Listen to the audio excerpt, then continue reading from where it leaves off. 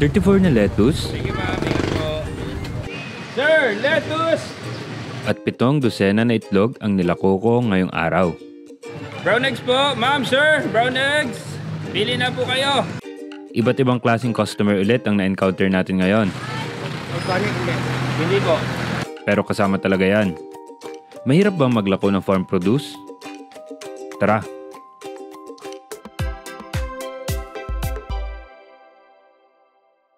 Andito na naman tayo.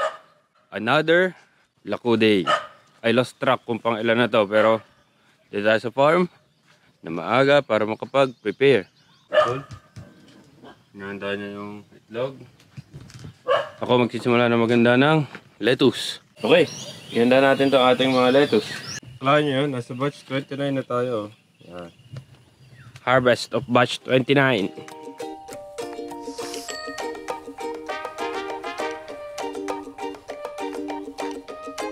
Ito lang mag-pack ng lettuce.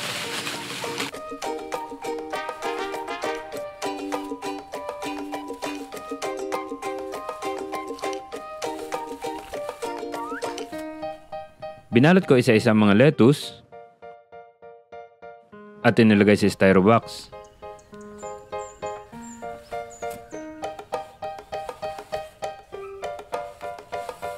Siyempre, katulad ng ating cycle, pag may umalis na lettuce, may kapalit na kaagad. Para tuloy-tuloy yung ating cycle every week. Parang sa buhay ng tao, pag may umalis, may dumadating. Boom! Dumating na si J-Man kaya tinulungan niya na ako. Nagbalot kami. Naglagay sa box.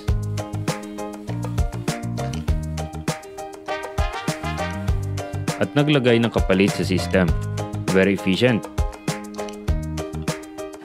So dahil mainit din talaga ngayon, lagi namin sinasara ito mula umaga hanggang paglilo mga alauna, alas 2. Liwanag kasi ang kailangan ating halaman, ang ating lettuce, hindi yung init. Kaya shade net ang solusyon.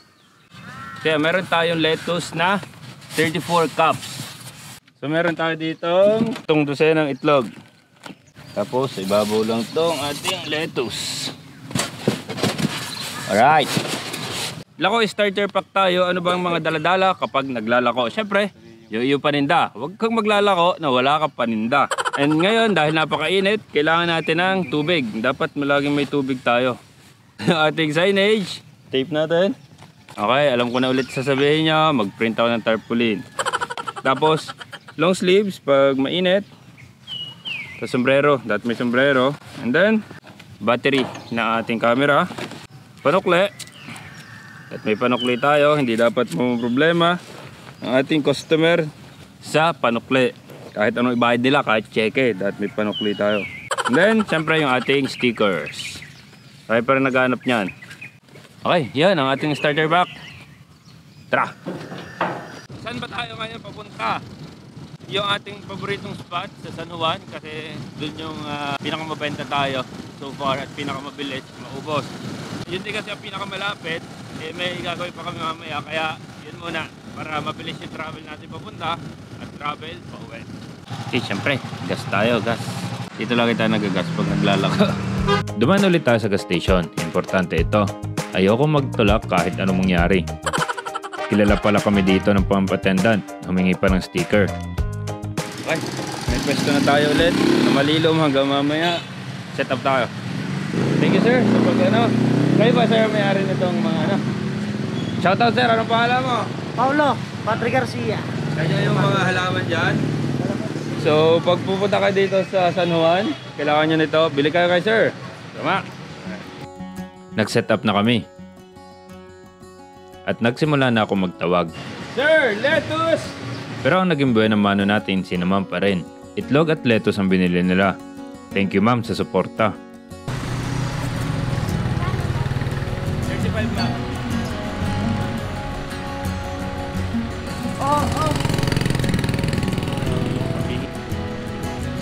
So at least sure tayo ngayon na on the span ng ating paglalako walang init kasi malaki yung building na to. Walang direct na init tayo. Kasi yung banas lang. Inalit ko na naman ang lalamunan ko kasi sigaw. Sir, ma'am, lettuce po, lettuce. Bili po kayo. Ma'am, lettuce po, 35, 3,400. Ma'am, lettuce po, 35, 3,400. Nakakatuwa kapag nakakadaupang pala tayo ng mga jolly ng mga tao, katulad ni ma'am. Ay naku, iba ma'am yun. Baka iba yun. Mag-ingat ka ma'am doon. Brown eggs po, ma'am, sir, brown eggs. Pili na po kayo, 140. Lettuce ma'am, brown eggs. Dumaan ang maraming sasakyan at mga tao. Nakabenta naman ng paunti-unti. Slow start nga lang tayo. Medyo mabagal yung start natin.